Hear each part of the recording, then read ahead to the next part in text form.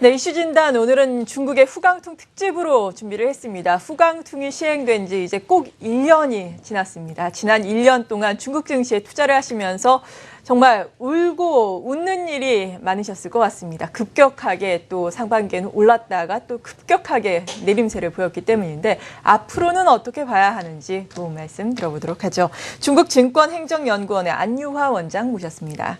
어서 오세요. 네, 안녕하세요. 네, 먼저 후강통이 시행된 지 1년이 지났습니다. 네. 그동안 뭐 가장 긍정적으로 평가를 하시는 점 그리고 부정적으로 평가를 하시는 점 어떤 점들이 있었는지 궁금한데요.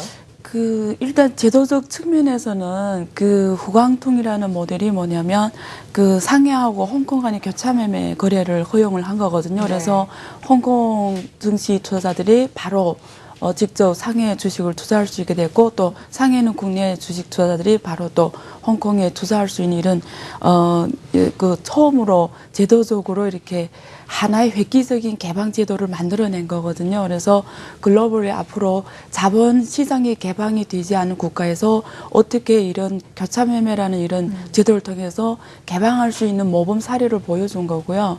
그런 면에서 제도적으로 창의적이었다 이렇게 말씀드릴 수가 있겠고요.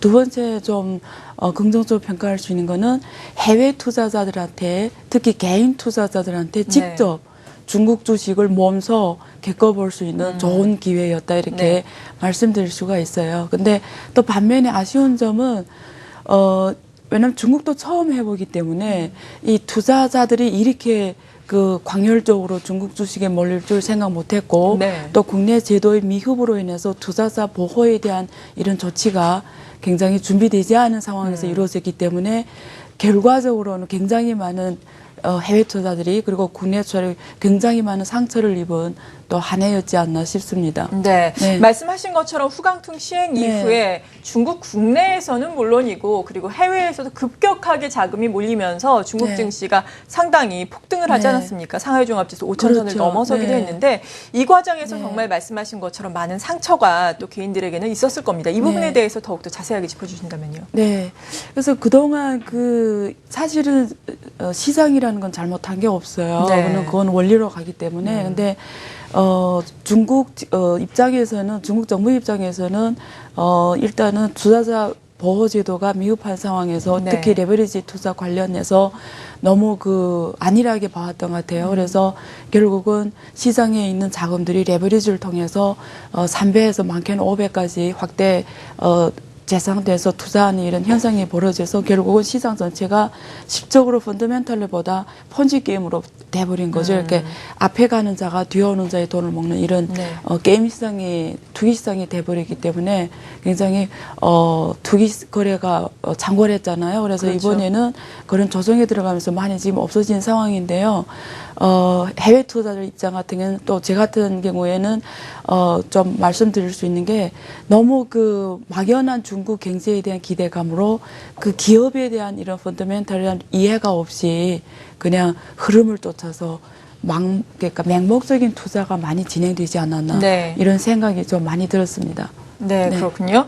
맹목적인 투자가 진행이 됐다라는 점 짚어주셨는데 이러한 부분과 관련해서는 또 아픔을 겪으면서 중국 당국에서도 많은 또 규제라든지 정책으로 또 이러한 부분을 보완해 나서려고 하고 있으니까 우리가 기대를 하면서 지켜봐야 하지 않나 싶습니다. 이러한 과정에서 그래도 중국 시장은 성숙해 나가고 있습니다. 증시 규모도 점차 커지고 있는데 지금 뭐 GDP 대비해서 어느 정도의 규모인지 앞으로 어느 정도 성장 가능성이 있는지 또 궁금한데요. 사실은 이렇게 보면 돼요. 중국 경제가 지금까지 실물 경제는 연 평균 9.9%라는 세계적으로 과거 30년 동안 우리가 80년부터 계산해도 30년 동안 고속 성장을 해왔어요. 그래서 실물 경제가 굉장히 성장한 데 반면서 지금 G2 국가로 되었음에도 불구하고 증시는 굉장히 좀 초라해요. 일단은 금융 전체가 글로벌에서 차지하는 비중이 8%도 안 되거든요. 근데 GDP는 글로벌에서 차지하는 비중이 지금 약 14% 정도 돼요. 그래서 금융과 실물의 이 지금 불균형이 너무 심각한 상황이고요. 그다음에 증권시장 자체도 GDP에서 차지하는 비중이 약 61%밖에 안 돼요. 우리가 지금 미국의 뭐 146이라든가 뭐 영국의 130% 넘는 데이터를 내놓고라도 우리가 좀 동남아에서 태국에 비해서도 작아요. 태국은 지금 90%나 되거든요. 예. GDP 대비 증권시장이. 네. 그래서 G2인 국가가 그 지금 상장 종목 수가 지금 2,500개가 안 되거든요. 근데 한국도 지금 한 1,700개 넘거든요. 그래서 굉장히 지금 자본시장의 발전이 굉장히 실물 경제에서 굉장히 지금 한참 뒤떨어졌다. 그래서 중국 당국이 앞으로 가장 지금 힘을 기울여서 노력하는 시장이 자본시장이 될 테고요. 또 중국에서 앞으로 개인적으로 가장 불려전이 될 시장이 네. 자본시장이에요. 왜냐면 다른 나라 데이터를 보면 실물 경제가 고성성장할 때는 사실 자본시장이 수익을 높게 준 케이스가 많지가 않아요. 네.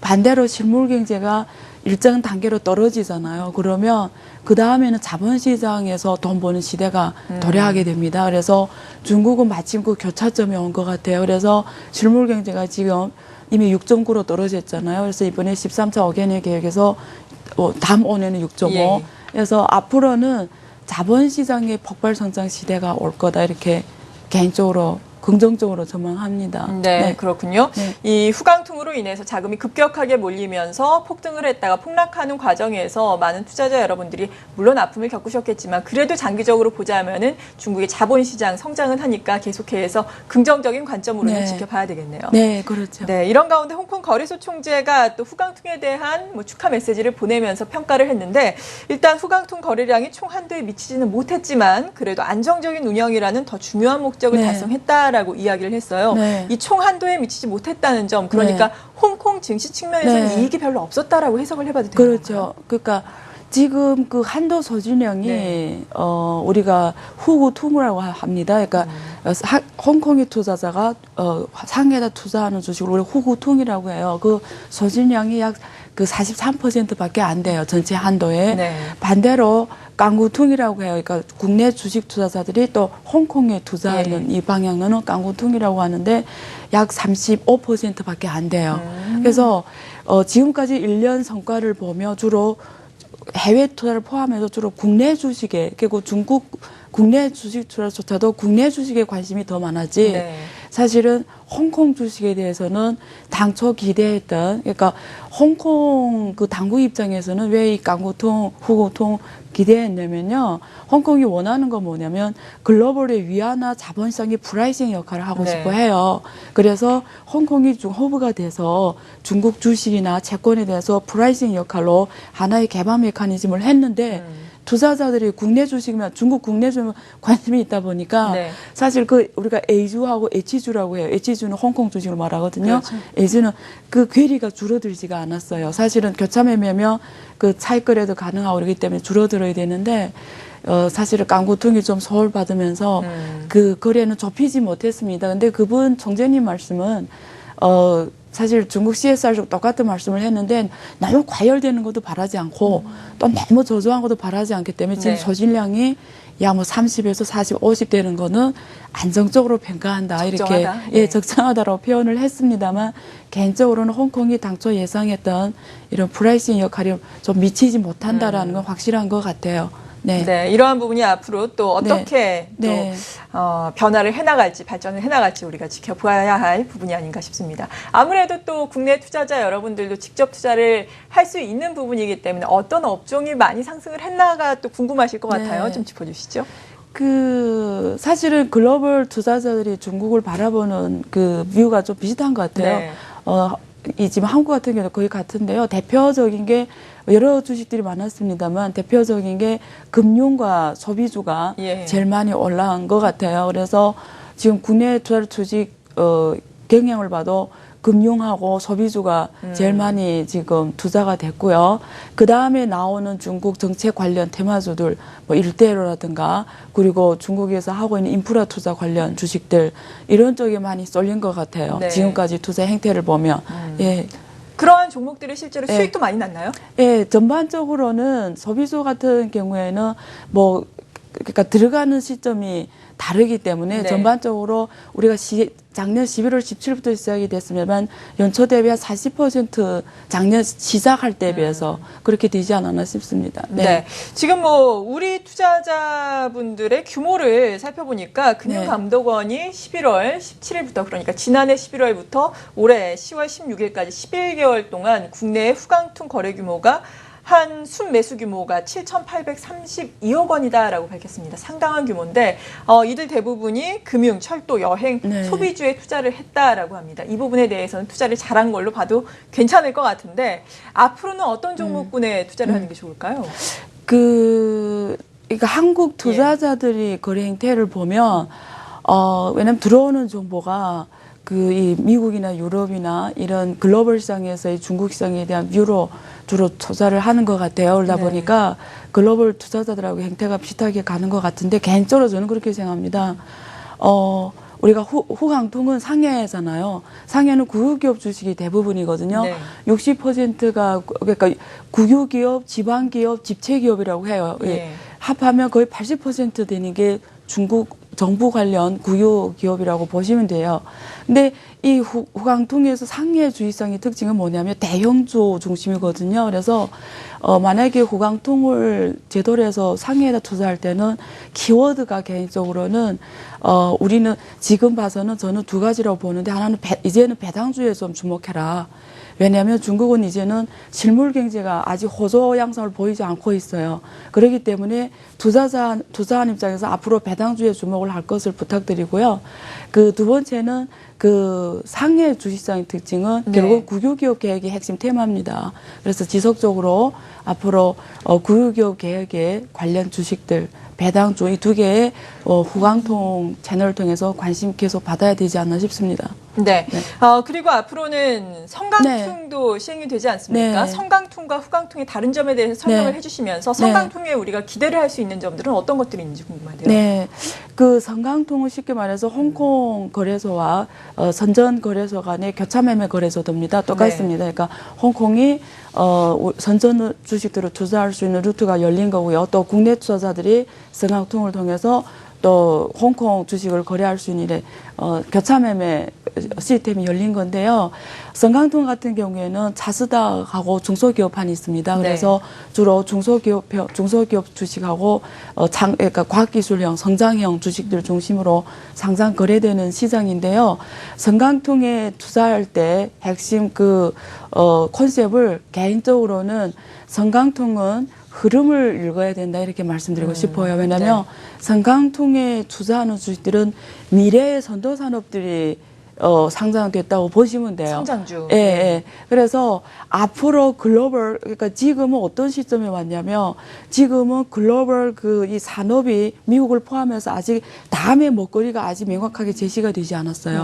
그래서 성강통에 투자하려면 거기서 이익을 내려면 미래의 흐름을 이룰 줄 알아야 된다. 그래서 미래의 흐름 속에서 중국이 중심에 있을 거예요. 그 중심의 대표적인 기업들이 성강통에 많이 있었기 때문에 그런 미래 흐름 주식에 투자를 할 수 있는 좋은 기회가 왔어요. 그래서 세계의 흐름을 읽을 수 있게 되고 그 흐름 속에서 중국이 어떤 역할을 할 거고 어떤 기업이 그 대표 선수로 나갈 것인가.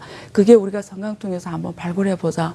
그래서 성강통은 흐름, 후강통은 국유기업하고 배당주 저는 이렇게 정리해드리고 싶습니다. 네, 그렇다면 성강통이 공식적으로 시행이 되게 된다면 중국 증시를 비롯해서 어느 정도의 호재성 소식이 될지 궁금한데요. 일단은 성강통 같은 경우에는 외국 투자자들이 또 들어올 수 있는 루트가 열렸기 때문에 전반 증시에는 유동성 확대 이 메커니즘으로 작용을 할 거고요. 그러겠죠. 그리고 후강통이라는 이 1년 동안의 아픔이 있었기 때문에 좀 더 이지적인 이 투자자들이 좀 더 이지도로 다가가는 다시 한번 또 중국에 트레이드 해보는 이런 좋은 기회이기 때문에 이번에는 그렇게 맹목적인 투자라기보다 정말 알고 투자하는 투자들 훨씬 더 들어올 것 같아요. 그러면서 증시에 대한 이런 안정성과 그리고 증시 성장에 대한 기대감과 이런 면에서 기대 가능할 것 같고요. 개인적으로는 좀 이렇게 말씀드리고 싶어요. 사실 후강통이 우리한테 준 가장 큰 교훈이 개인적으로 뭐라고 보냐면 이번에 깡구통 그러니까 중국 국내 투자자들이 당초에 우리가 예상한 거는 홍콩 주식 엄청 투자할 거라고 생각했는데 그렇죠. 레벨이 맞춰질 거라고 생각을 했습니다. 전혀 사실은 네. 관심 못 받았어요. 뭘 말하냐면 성강통의 연례도 똑같아요. 뭐냐면 중국 국내 투자자들은 해외에 투자하려면 몰라요. 해보지도 않았고, 왜냐면 네. 한 번도 연례본 적이기 때문에 해보지도 않았기 때문에 해외 주식에 대한 기대감은 있지만 할 줄을 몰라요. 그렇기 때문에 단지 시장을 열어놔서 서로 시장에 들어갈 수 있는 게 아니라는 걸 후광통이 증명을 한 거예요. 그렇기 때문에 성강통의 연례 때에서 중국 국내 투자자들이 또 홍콩 주식에 투자한다는 이게 보장이 없고요. 네. 앞으로 오히려 저는 나라와 나라 간의 국경 간의 이런 자본시장 교차매매 거래에서 가장 기대할 수 있고 커져갈 시장이 펀드 시장이에요. 그래서 이제는 개인이 직접 후광통을 통해 우리한테 가르치는 교훈이 뭐냐면 네. 이제는 해외 주식은 서로 수요가 있어요. 서로. 그러니까 예. 한국도 중국에 투자하고 싶고 중국 사람들도 해외에 투자하고 싶어요. 똑같아. 어느 나라 똑같아. 서로 투자하고 싶은데 다른 나라를 안다라는 거는 개인으로서는 한계가 있어요. 네. 그렇기 때문에 진정한 국가 간의 크로스 자본시장 투자는 앞으로 가장 점화받는 거는 펀드를 통한 간접 투자예요. 그래서 사실은 저는 한국 정부에 지금 제안하는 것도 있고요. 이렇게 펀드 파스포트 제도가 더 중요해요. 그러니까 이런 뭐 후광퉁리, 성강퉁리보다 네. 펀드퉁이 더 필요하다고 보시면 돼요. 그래서 이제는 개인들은 미국식으로 뒤에 있고 선수들끼리 만나서 서로 제도를 좀 서로 투자하기 편하게 해서 펀드통이 이런 채널이 생기는 게 훨씬 더 효과적이지 않을까. 그게 후광통이 가르쳐 준 거라고 보고요. 네. 그러면서 한국은 오히려 중국 정부에 더 적극적으로 새로운 펀드통 같은 거 제안을 해가지고 그렇게 해보는 게 앞으로 한국 위안화 허브를 구축하면서 또 채권을 포함한 프라이싱 역할을 할 수 있는 홍콩이 못했던 거 할 수 있지 않을까. 예, 그래서 저는 개인 투자자 그런 말을 하고 싶어요. 직접 하지 말고 선수를 통해서 해라. 네. 예. 네, 의미 있는 제안이신 네, 것 네, 같습니다. 네. 그렇게 또 발빠르게 움직일 수 있는 펀드가 나오기를 기대해 보겠습니다. 마지막으로 지수에 대해서 그래도 안 여쭤볼 수가 없는데 상하이 종합지수가 3,600선을 뛰어넘었어요. 네. 그 전에 저희가 모셨을 때 한 3,500에서 600 사이에서 그렇죠. 좀 네. 저항이 될 것이다라고 말씀해 준 걸로 기억이 네. 나는데 앞으로의 전망 간략하게 해주시죠. 네.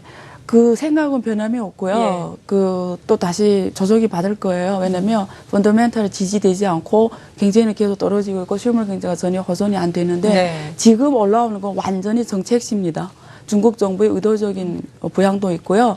또 정책 테마가 계속 쏟아져 나갔잖아요. 그래서 유동성 결국 기대 이거지 펀더멘탈 지상이 아니기 때문에 개인적으로 그 밸류에이션을 계속 저는 계속 지켜가고 싶습니다. 네, 잘 알겠습니다. 네. 후광통신 1년을 맞아서 이렇게 중국 투자와 관련해서 도움 말씀 깊이 있게 들어봤습니다. 저희가 또 며칠 뒤져 수능일 증시가 1시간 늦게 개장함에 따라서 중국 증시 또 특집을 마련을 했습니다.